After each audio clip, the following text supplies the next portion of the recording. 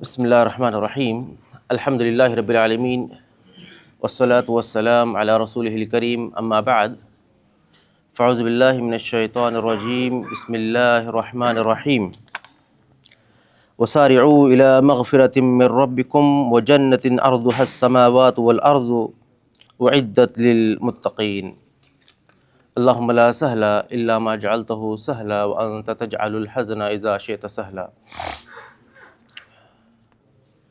ہر قسم کی تعریف، حمد و ثنا، بزرگی و بڑھتری سب کچھ اللہ رب العالمین کے لیے لائق و زیبا ہے، جس نے ہم تمام کو اشرف المخلوقات میں سے شامل کیا، اور اس کے بعد انگرت درود شریف و تمام انبیاء پر، خصوصاً ہمارے اور آپ کے نبی جناب محمد رسول اللہ صلی اللہ علیہ وسلم پر۔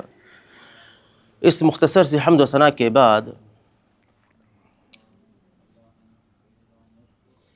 میں نے آپ لوگوں کے سامنے قرآن مجید کی ایک آیت تلاوت فرمائی، جس آیت کریمہ میں اللہ تعالی تقوی کے بارے میں ذکر کر رہا ہے۔ دیکھیے، ہم لوگ ابھی کچھ دن پہلے جس ماہ رمضان کے مہینے سے گزر کر آئے ہیں، اس مہینے میں ہم نے بہت ساری قسم کی عبادتیں کی ہیں۔ ہم میں جو ہے 5 وقت کی نمازوں کی ادائیگی کی ہے، قرآن کی تلاوت کی ہے، ذکر و اذکار کیے ہیں۔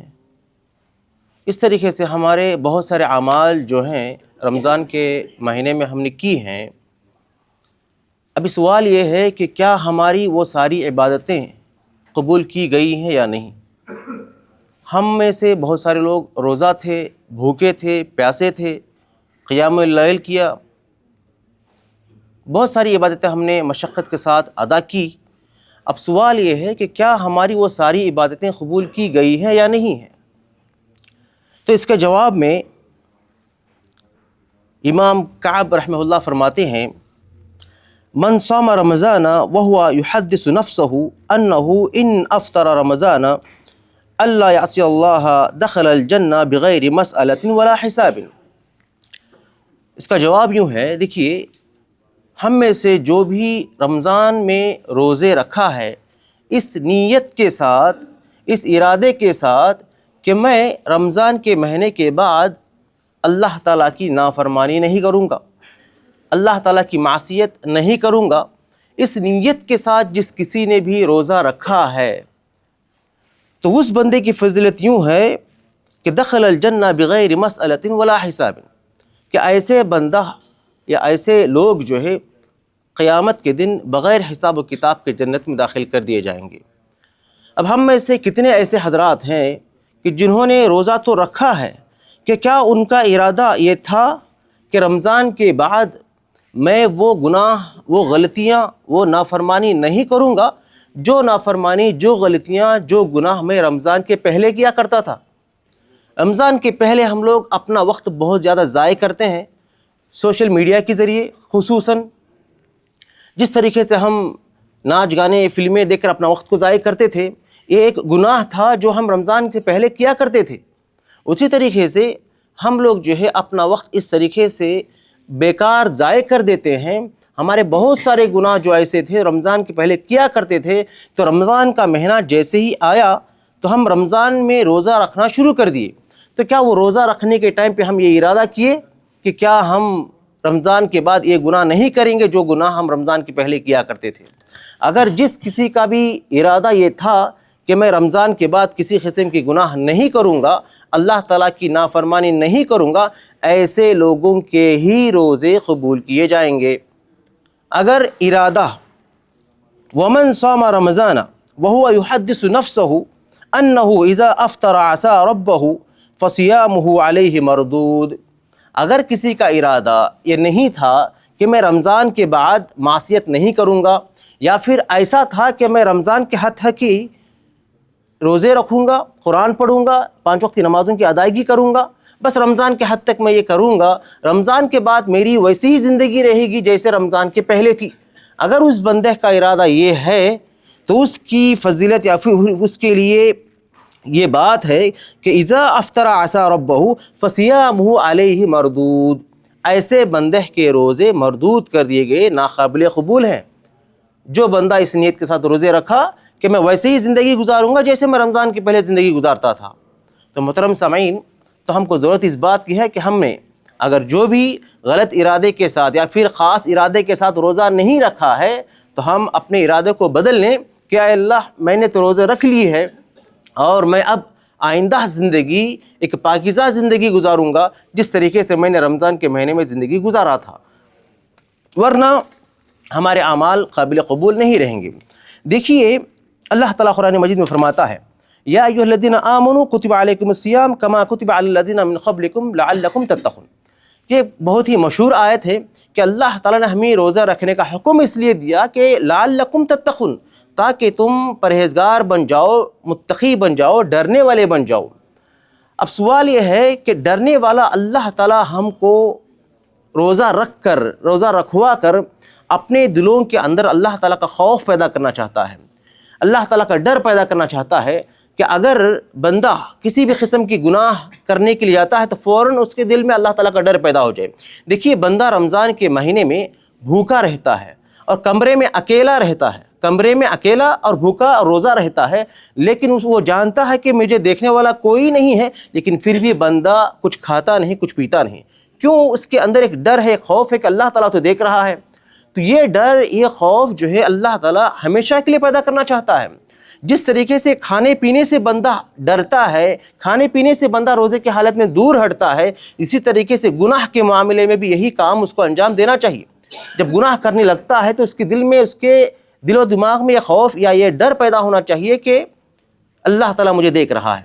تو اس طریقے سے محترم سامعین، اگر ہمارا نیت یہ نہیں ہے تو ہمارے روزے قابل قبول نہیں ہے۔ تو اللہ تعالیٰ ہم کو روزہ رکھوا کر اللہ تعالیٰ ہمارے دلوں میں تقوی، پرہیزگاری پیدا کرنا چاہتا ہے۔ کیوں؟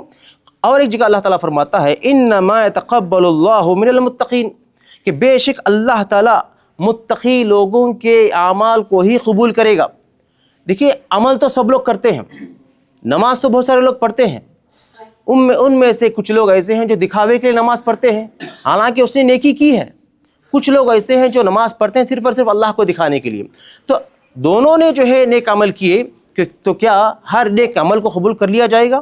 نہیں۔ تو اس طریقے سے اسی بندے کے عمل کو یا اعمال کو قبول کیے جائیں گے جس بندے کے اندر تقوی ہو۔ اللہ تعالیٰ صاف طور پر بیان کر رہا ہے کہ انما یتقبل اللہ من المتقین، اللہ تعالیٰ تقوی والوں کے عمل کو ہی قبول کرے گا۔ اور دوسری جگہ اللہ تعالیٰ فرماتا ہے التقوی مفتاح القبول فی کل عمل۔ دیکھیے یہ جو تقوی ہے نا، یہ اعمال کے قبول ہونے کی کنجی ہے، چابی ہے۔ اگر کسی کے عمل بندہ کر رہا ہے، اگر اس کے اندر تقوی نہیں ہے تو سمجھو کہ اس کے پاس قابل قبول یا اس کے اعمال کو قبول کرانے کے لیے اس کے پاس چابی ہی نہیں ہے۔ تو محترم سامعین، ہم سب سے پہلے اپنے اندر تقوی پیدا کرنا چاہیے۔ تو اسی لیے اللہ تعالیٰ ہم کو روزہ رکھنے کے لیے حکم دیا ہے۔ اسی طریقے سے دیکھیے، ٹھیک ہے ہم لوگوں نے روزہ تو رکھ لیا رمضان کے مہینے میں، اور اللہ تعالیٰ تو چاہتا تھا کہ ہمارے اندر تقوی پیدا ہو۔ ہم نے تو روزہ رکھ لیے، تو کیا سوال یہ ہے کہ کیا ہمارے اندر تقوی پیدا ہوا؟ کیا ہم متقی بن گئے؟ کیا ہم پرہیزگار بن گئے؟ اب یہ سوال ہے، کیونکہ اللہ تعالیٰ جس مقصد کے لیے کہا ہے کہ روزہ رکھو، وہ روزہ تو ہم نے رکھ لیا، وہ عمل یا وہ حکم پر ہم عمل کر لیے کہ روزہ رکھو۔ مقصد کہ اللہ تعالیٰ کی تقوی پیدا ہو جائے۔ تو کیا ہمارے دل میں تقوی پیدا ہوا؟ رمضان تو گزر گیا، ہمارے اندر تقوی پیدا ہوا کہ یہ ہمارا سوال ہے بھی۔ تو سوال کا جواب یوں ہے کہ علی رضی اللہ عنہ فرماتے ہیں تقوی کا معنی کیا ہے؟ ہم تقوی پرہیزگاری سنتے آ رہے ہیں، تو تقوی کا معنی بھی ہم کو جاننا بہت ضروری ہے۔ تو تقوی کیا ہے؟ علی رضی اللہ عنہ فرماتے ہیں التقوی ہی الخوف من الجلیل۔ تقوی کا معنی یہ ہے، چار چیزوں کا نام تقوی ہے، یاد رکھیں، چار چیزیں جس بندے کے اندر ہوں تو سمجھو کہ اس کے اندر تقوی ہے، اور چار چیزیں جس کے اندر ہیں تو اس کے اندر تقوی ہے، اور جس کے اندر تقوی ہے اس کے عمل قبول کیے جائیں گے۔ تو محترم سامعین، سب سے پہلی چیز الخوف من الجلیل، اللہ تعالیٰ سے ہمیشہ ہر حال میں ڈرتے رہنا چاہیے، اندھیرے میں اور اجالے میں، دن اور رات، ہر جگہ ہر گھنٹہ جو ہے اللہ تعالیٰ سے ڈرتے رہنا چاہیے کہ جو بھی گناہ کا معاملہ ہو، جہاں کہیں بھی انصاف کا معاملہ ہو تو وہاں پر اللہ تعالیٰ سے ڈرتے رہنا چاہیے۔ سب سے پہلی چیز یہ چیز ہمارے اندر ہونی چاہیے. ٹیمپرری یا پھر کسی خاص وقت میں ہی اللہ تعالیٰ سے ڈرنا نہیں، بلکہ ہمیشہ اللہ تعالیٰ سے ڈرتے رہنا، سب سے پہلی چیز. دوسری چیز والعمل بالتنزیل، ہماری زندگی قرآن اور حدیث کے مطابق زندگی گزارنا ہے. ہماری زندگی قرآن اور حدیث کے مطابق. ہم نے جو ہے رمضان یا پھر ابھی نماز ادا کر لی، قرآن کے مطابق ہم نے نماز ادا کر لیا ہے، تو صرف کچھ ہی خاص اعمال پر عمل کرنا نہیں، بلکہ جتنے احکام اللہ اور اس کے رسول نے بیان کیے ہیں وہ سارے چیزوں پر عمل کرنے کی پوری کوشش کرنی چاہیے. دوسری چیز، پہلی چیز اللہ تعالیٰ کا خوف، اللہ تعالیٰ کا ڈر اپنے دل میں پیدا ہو. دوسری، اپنی زندگی اللہ تعالیٰ کے حکم کے مطابق زندگی گزارنا ہے، دوسری چیز ہوگی. تیسری چیز والقناعۃ بالقلیل، جو کچھ بھی آپ کے پاس ہے تھوڑی سی چیز پر جو ہے اللہ تعالیٰ سے راضی ہو جانا چاہیے، چاہے وہ مال کا معاملہ ہو، چاہے وہ صحت کا معاملہ ہو، چاہے وہ دولت کا معاملہ ہو، یا پھر چاہے اولاد کا معاملہ ہو. کوئی بھی قسم کی جو بھی چیزیں ہیں آپ کے اندر اگر تھوڑی سی ہے، آپ کی زندگی میں اگر کم ہے، تو سمجھو کہ آپ اس پر راضی ہو جانا چاہیے کہ اللہ تعالیٰ کی مرضی سے ہے. اگر یہ تیسری چیز ہے. اور چوتھی چیز والاستعداد لیوم الرحیل، آخرت کے لیے زیادہ سے زیادہ تیاری کرتے رہنا ہے. آخرت کے لیے آپ جو کچھ بھی صبح اٹھے، جس طریقے سے آپ کو اپنی جاب کی ٹینشن رہتی ہے تو وہ بھی ٹینشن ہونی چاہیے، اور اس کے ساتھ ساتھ ہمیشہ کے لیے آپ کو آخرت کی ٹینشن میں ہونی چاہیے کہ آج میں اٹھا ہوں، شام تک میں آخرت کے لیے کتنا توشہ تیار کروں گا، کتنی نیکیاں میں اٹھا کے رکھوں گا. یہ ٹینشن انسان کے اندر ہونی چاہیے. صبح اٹھے شام تک ہو گئی، آپ کاؤنٹ کریں، آپ حساب لگائیں کہ میں کتنی نمازیں مجھ سے چھوٹی ہیں. کیا میں بس 5 وقت کی نمازیں ہی ادا کیا ہوں؟ کیا میں قرآن کے ذریعے سے کچھ تو نیکیاں حاصل کیے نہیں؟ یا پھر قرآن تو پڑھ لیے، کیا میں کچھ تو ذکر و اذکار کیا یا نہیں؟ یا پھر توبہ و استغفار کیا یا نہیں؟ تو اس طریقے سے آپ کو ایک ٹینشن ہونی چاہیے. یہی ٹینشن کا نام ہی ہے کہ آخرت کی تیاری آپ کر رہے ہیں. اگر آپ ٹینشن کے بغیر، جتنا ٹینشن آخرت کے بارے میں لینی چاہیے اس سے زیادہ ٹینشن اگر آپ دنیا کے معاملے میں لے رہے ہیں کہ کیسے کمائیں، کیسے خوشحال زندگی گزاریں، یہ ٹینشن اگر لے رہے ہیں تو سمجھو کہ آپ کے دل میں آخرت کی تیاری کا جوش و خوش نہیں ہے. تو اس طریقے سے محترم سامعین، ہمارے اندر سب سے پہلی چیز اللہ تعالیٰ کا ڈر ہونی چاہیے.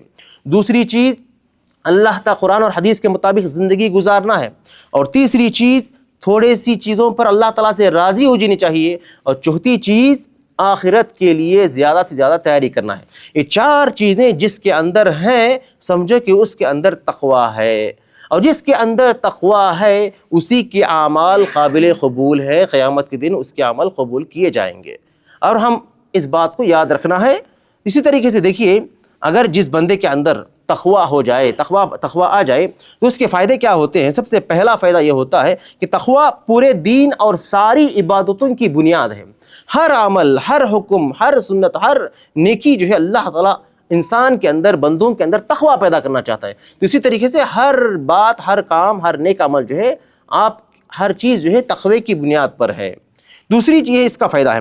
دیکھیے حضرت ابو سعید خدری رضی اللہ عنہ بیان کرتے ہیں کہ میں نے نبی اکرم صلی اللہ علیہ وسلم سے پوچھا کہ مجھے کسی چیز کی وصیت کرو، نصیحت کرو. تو نبی اکرم صلی اللہ علیہ وسلم نے کہا کہ میں تم کو تقوی کی وصیت کرتا ہوں. میں تم کو تقوی کی وصیت کرتا ہوں. کون؟ نبی اکرم صلی اللہ علیہ وسلم کہہ رہے ہیں. کسے؟ ابو سعید خدری رضی اللہ عنہ کو. تو اس طریقے سے نبی اکرم صلی اللہ علیہ وسلم جب کوئی وصیت کر رہے ہیں تو وہاں پر بھی خصوصاً تقوی کو اپناؤ، تقوی کی وصیت کر رہے ہیں. تو یہ کتنا اہم ہے، کیونکہ یہ ہر چیز کی بنیاد ہے. کیونکہ یہ تقوی ہر چیز کی بنیاد ہے. تو اسی طریقے سے دوسرا فائدہ یوں ہے کہ اللہ کی محبت اسی بندے کو ملتی ہے جس بندے کے اندر تقویٰ ہے. اللہ کی معیت اسی بندے کو ملتی ہے جس کے اندر تقویٰ ہے. اللہ تعالیٰ کی نصرت اسی بندے کو ملتی ہے جس کے اندر تقویٰ ہے. اللہ تعالیٰ کی رحمت اسی بندے پر ہوتی ہے جس کے اندر تقویٰ ہے. جو میں نے 4 چیزیں گنوائی ہیں، رحمت ہے، نصرت ہے، معیت ہے، اسی طرح یہ ساری چیزیں کی دلائل موجود ہیں قرآن مجید میں.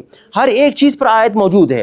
میں یہاں پر بیان کرنے کے لیے وقت لمبا چلا جائے گا، تو یہ میں شارٹ کٹ میں بتا رہا ہوں. تیسری چیز، جنت صرف اور صرف متقیوں کے لیے بنائی گئی ہے. بندہ نیکیوں پہ نیکیاں کر رہا ہے، بندہ نیکیوں پہ نیکیاں، اعمال پہ اعمال کر رہا ہے، لیکن اگر اس کے اندر تقویٰ پیدا نہیں ہو رہا ہے، یہاں پر عبادت بھی کرتا ہے، باہر جا کر جو بھی گناہ کرنا ہے وہ کرتا ہے، غیبت کرتا ہے، چغلی کرتا ہے، کسی کا نام بدنام کرتا ہے. اس کا مطلب کیا ہوا کہ وہ عبادت کر رہا ہے لیکن باہر جا کر گناہ کر رہا ہے. کیوں؟ اس کے اندر تقویٰ پیدا نہیں ہوا. جب کسی کے بارے میں برائی بیان کرتا ہے، غیبت کرتا ہے، چغلی کرتا ہے، شراب پیتا ہے، نشہ کرتا ہے، تو اس کے اندر اللہ تعالیٰ کا خوف ہی پیدا نہیں ہوا. تو اس طریقے سے اعمال تو بہت سارے ہیں، نیکیاں تو ہر لوگ کرتے ہیں، لیکن اگر اس کے اندر تقویٰ پیدا نہیں ہوا، سمجھے کہ اس کے عمل قابل قبول نہیں ہے۔ اللہ تعالیٰ صاف طور پر بیان کر رہا ہے کہ جنت صرف اور صرف متقیوں کے لیے ہے۔ اگر ایسا ہوتا کہ ہر ایک آدمی جو بھی نماز پڑھتا ہے اس کو جنت ہی جنت ہے، تو فرق کیا ہوا؟ دو بندے ہیں، ایک بندہ ہے نماز پڑھتا ہے اور باہر کسی کی غیبت چغلی نہیں کرتا ہے، دوسرا بندہ ہے وہ بھی نماز پڑھتا ہے، باہر جا کر چغلی غیبت کرتا ہے، دونوں بھی اگر جنت میں چلے جائیں تو فرق کیا رہا؟ جس بندے کے اندر تقویٰ ہے وہی بندہ جنت میں داخل ہوتا ہے۔ تو اس طریقے سے محترم سامعین صاف طور پر بیان کر دیا گیا ہے۔ دیکھیے آیت میں آتا ہے وَسَارِعُوا إِلَىٰ مَغْفِرَةٍ مِّن رَبِّكُمْ وَجَنَّةٍ، دوڑو اللہ تعالیٰ کی مغفرت کی طرف اور اس کی جنت کی طرف۔ کیوں؟ عرضها السماوات والارض، اس جنت کا عرض جو ہے زمین اور آسمان کے درمیان جتنی جگہ ہے، زمین اور آسمان کی جتنی جگہ ہے اتنی بڑی ہے وہ جنت۔ وَعِدَّتْ لِلْمُتَّقِينَ، آخر میں کیا بیان کر رہے ہیں؟ وہ جنت صرف اور صرف متقی لوگوں کے لیے ہے۔ تو ہمارے اندر تقویٰ پیدا ہونے کی ضرورت ہے۔ بس میں آپ کے 2-4 منٹ اور لوں گا بس۔ دیکھیے چوتھی چیز، آخری چیز، نبی اکرم صلی اللہ علیہ وسلم سے پوچھا گیا کہ اللہ کے رسول کس بنیاد پر لوگ جنت میں داخل کر دیے جائیں گے، کس بنیاد پر لوگوں کو جنت میں داخل کیا جائے گا؟ تو نبی اکرم صلی اللہ علیہ وسلم نے کہا تقوی اللہ وحسن الخلق۔ تقوی اللہ، یہاں پر بھی وہی بات بیان کی جا رہی ہے، جس کے اندر اللہ تعالیٰ کا خوف ہے، جس ظاہر سی بات ہے جس کے اندر بھی اللہ تعالیٰ کا خوف ہے وہ بندہ ضرور نماز پڑھے گا، اور جو بھی بندہ نماز پڑھے گا اس کے اندر اللہ تعالیٰ کا خوف ہے ایسا نہیں ہو سکتا۔ جو بھی بندہ نماز پڑھتا ہے وہ اس کے اندر تقویٰ ہے ایسا نہیں ہے، بلکہ جس کسی کے اندر بھی تقویٰ ہے وہ ضرور نماز پڑھے گا، کیونکہ نماز پڑھنے والے سارے لوگ جو ہے نیک نہیں ہیں، باہر جاتے ہیں گناہ کرتے ہیں۔ تو اس طریقے سے دیکھیے وَاعْبُدْ رَبَّكَ حَتَّى يَأْتِيَكَ الْيَقِينُ، یہاں پر بھی وہی بات بیان کی جا رہی ہے۔ جس طریقے سے ہم نے رمضان کے مہینے میں عبادتیں کی ہیں، بھوکے تھے، پیاسے تھے، نیند جاگ کر قیام اللیل ہم نے پڑھا، قیام اللیل تراویح ہم نے ادا کی، تو یہ جو عبادت ہے صرف اور صرف رمضان کے حد تک کی نہیں، بلکہ حتیٰ وَاعْبُدْ رَبَّكَ حَتَّى يَأْتِيَكَ الْيَقِينُ، جو یہ عبادت ہم کر رہے تھے رمضان میں، یہ عبادت ایسے ہی کرتے رہیں جب تک کہ تمہاری اور ہماری موت آ جائے، اللہ تعالیٰ بیان کر رہا ہے۔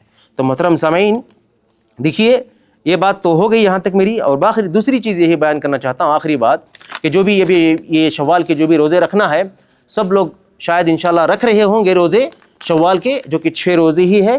6 روزہ اگر رکھیں گے تو 1 سال کے روزے کے برابر ثواب ملے گا۔ تو یہ جو ہے لوگ، بہت سارے لوگ ہم دیکھتے ہیں اس چیز کو عام لے رہے ہیں، لائٹ لے رہے ہیں۔ کیوں؟ دیکھیے اگر مثال کے طور پر ہم کو سوچنا چاہیے، قیامت کے دن میدان محشر میں آپ کو جو ہے رپورٹ دیا جائے گا، آپ کے نامہ اعمال آپ کے سامنے رکھے جائیں گے، اس میں اگر لکھا ہوا ہو کہ آپ کو جنت میں جانے کے لیے بس آپ کی 10 نیکیاں کم ہیں، 10 ایسا بھی ہو سکتا ہے، ایک نیکی کی وجہ سے بھی بندہ جہنم میں جا سکتا ہے۔ تو اگر آپ کو بتایا گیا کہ اگر 10 نیکیاں آپ کی کم ہیں، یا پھر یہ کہا گیا کہ آپ کو 6 روزے ایٹ لیسٹ کہیں رکھنا تھا، 6 روزوں کے برابر جو نیکیاں آپ کو ملیں گی اس نیکیوں کے ذریعے آپ جنت میں جا سکتے تھے، تو بندہ جب یہ رپورٹ پڑھے گا کہ میں کاش 6 روزے رکھ لیتا تو مجھے آج یہ پریشانی یا پھر یہ پریشانی دیکھنی نہ پڑتی، مجھے آج جنت میں داخل کر دیا جاتا تھا، تو وہ بندہ وہاں پر سوچے گا مطلب یہ حدیث میں تو نہیں ہے، لیکن کاش جو ہم کہتے ہیں نا، ہر چیز پر اس کی مثال لگا سکتے ہیں کہ کاش میں وہ 6 روزے رکھ لیتا تو یہاں پر آج مجھے جہنم میں جانا نہیں پڑتا۔ تو اس وقت جو ہے بندہ 6 روزے نہیں بلکہ 1 سال کے روزے بھی رکھنے کے لیے تیار ہو جائے گا۔ کیوں؟ جہنم کی آگ بڑھتی ہوئی آگ کو دیکھ کر بندہ 6 روزے نہیں بلکہ 1 سال کے روزے بھی رکھنے کے لیے تیار ہو جائے گا۔ اتنی شدت، اتنی پریشانی کا وہ عالم ہوگا، تو وہ حالت دیکھنے سے پہلے، وہ پریشانی یا وہ مصیبت دیکھنے سے پہلے، یہ جو زندگی، وہ حیات جو ہم کو اللہ تعالیٰ نے بخشی ہے، ابھی بھی زندہ ہیں، ابھی بھی یہ مہینہ باقی ہے، تو ہم اس شوال کے 6 روزوں کو رکھ کر وہ 1 سال کے برابر کا ثواب اگر ہم حاصل کریں گے تو کل قیامت کے دن ہم کو ہمارے نامہ اعمال میں کسی قسم کی مصیبت کا سامنا دیکھنا نہیں پڑے گا۔